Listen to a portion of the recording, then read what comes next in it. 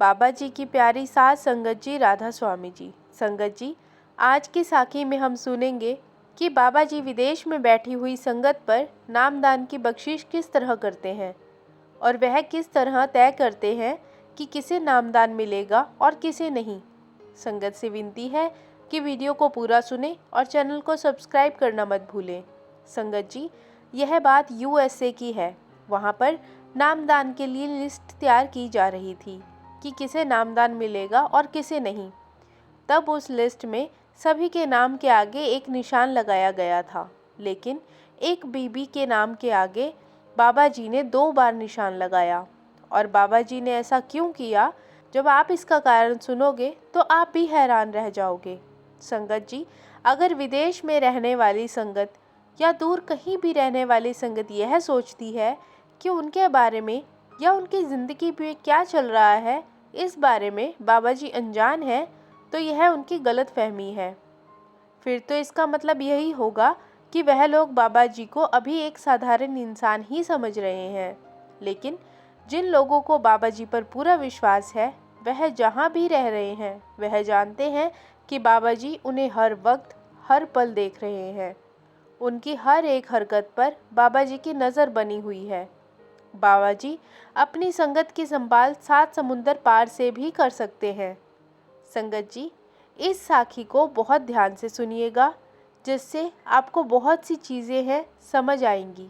जब भी विदेश में नामदान का कार्यक्रम शुरू किया जाता है, सबसे पहले एक लिस्ट तैयार की जाती है, जिसमें उस संगत के नाम होते हैं जो नामदान लेने के लिए इच्छुक होते हैं। फिर उस लिस्ट को बाबा जी को दे दिया जाता है और बाबा जी उस लिस्ट में हर एक नाम के आगे निशान लगाते हैं। बाबा जी जिस नाम के आगे निशान लगाते हैं उन्हें नामदान के लिए बुलाया जाता है, और जिस नाम के आगे निशान नहीं लगाते उन्हें नामदान के लिए मना कर दिया जाता है। इसी तरह एक बार यूएसए में नामदान के लिए लिस्ट तैयार की गई और वह बाबा जी के पास भिजवाई गई।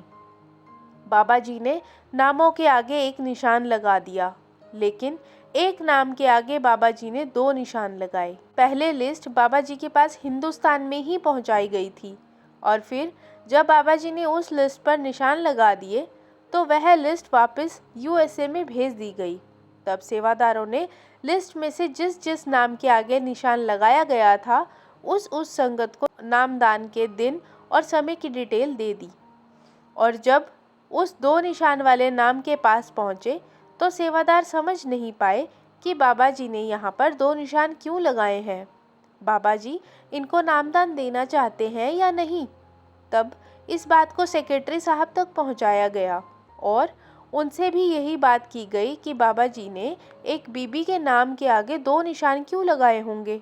ऐसा कुछ सेक्रेटरी साहब ने भी पहली बार ही देखा था और वह भी नहीं समझ पाए कि बाबा जी यहाँ क्या समझाना चाह रहे हैं।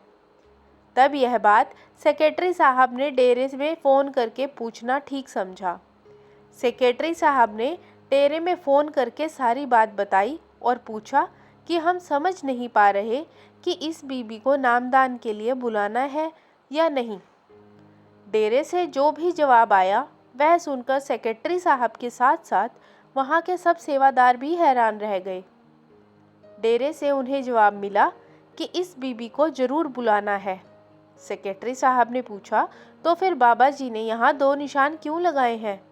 तब डेरे से जवाब मिला कि यह बीबी माँ बनने वाली है, क्योंकि जब नामदान के लिए ज़रूरी इन्फॉर्मेशन का फॉर्म फिल किया जाता है उसमें भी एक कॉलम बना होता है प्रेगनेंसी या नॉन प्रेगनेंसी का।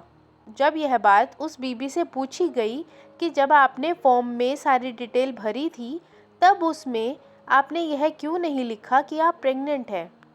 तब उस बीबी ने जवाब दिया कि जब मैं यह फॉर्म भरने के लिए यहाँ आई थी उस वक्त मैं भी नहीं जानती थी कि मैं माँ बनने वाली हूँ। संगत जी, हम तो यह सोच लेते हैं कि बाबा जी को हमारी कोई खबर नहीं होगी, लेकिन जो बातें हमारे बारे में हमें भी पता नहीं होती वह हमारे बाबा जी को पहले से ही पता होती हैं। जिसने हमें बनाया है, हमारे आने वाला वक्त भी उसी ने बनाया होगा ना। और यहाँ इस साखी में हमने यही सुना कि बाबा जी ने कैसे अपनी रूह की संभाल की जिम्मेदारी उसके जन्म से पहले ही ले ली। संगत जी, हम तो फिर भी इंसान हैं जिन्हें सोचने समझने और फैसले लेने की शक्ति बख्शी गई है, लेकिन उस मालिक को तो अपने द्वारा रचे गए कीड़े मकोड़ों, पक्षियों और जानवरों तक की सारी जानकारी रहती है। संगत जी, अब मैं आपसे बड़े महाराज जी के वक्त की एक बात साझा करने जा रही हूँ। संगत जी, हम सब जानते हैं कि बाबा जी जब तक लंगर पर दृष्टि नहीं डाल देते तब तक उसे संगत तक नहीं पहुँचाया जाता। बड़े महाराज जी के वक्त पर भी यही चीज़ें होती थी और अब भी हम सब यही देखते आ रहे हैं कि बाबा जी लंगर की जगह पर प्रसादी को दृष्टि डालते हैं, उसके बाद ही हम सबको लंगर कराया जाता है। एक वक्त की बात है जब बड़े महाराज जी लंगर घर के पास ही बने अपने ऑफिस में काम कर रहे थे। वह उस ऑफिस में सुबह से ही बहुत ज़्यादा व्यस्त थे और वहाँ से एक बार भी बाहर नहीं निकले। तब एक सेवादार ने उनके पास जाकर उनसे अरदास की कि बाबा जी, एक बार आकर प्रसादे पर दृष्टि डाल दो ताकि हम संगत तक पहुंचाना शुरू करें। तब बड़े महाराज जी ने उनसे कह दिया कि मैंने दृष्टि डाल दी है, आप संगत में प्रसादे बांटना शुरू करो। तब वह सेवादार कहने लगा कि बाबा जी, पर आज तो आप सुबह से ही अपने ऑफिस से बाहर ही नहीं निकले। तब बड़े महाराज जी ने उन्हें जो कहा वह हमें भी ध्यान से सुनना चाहिए और हमेशा याद भी रखना चाहिए।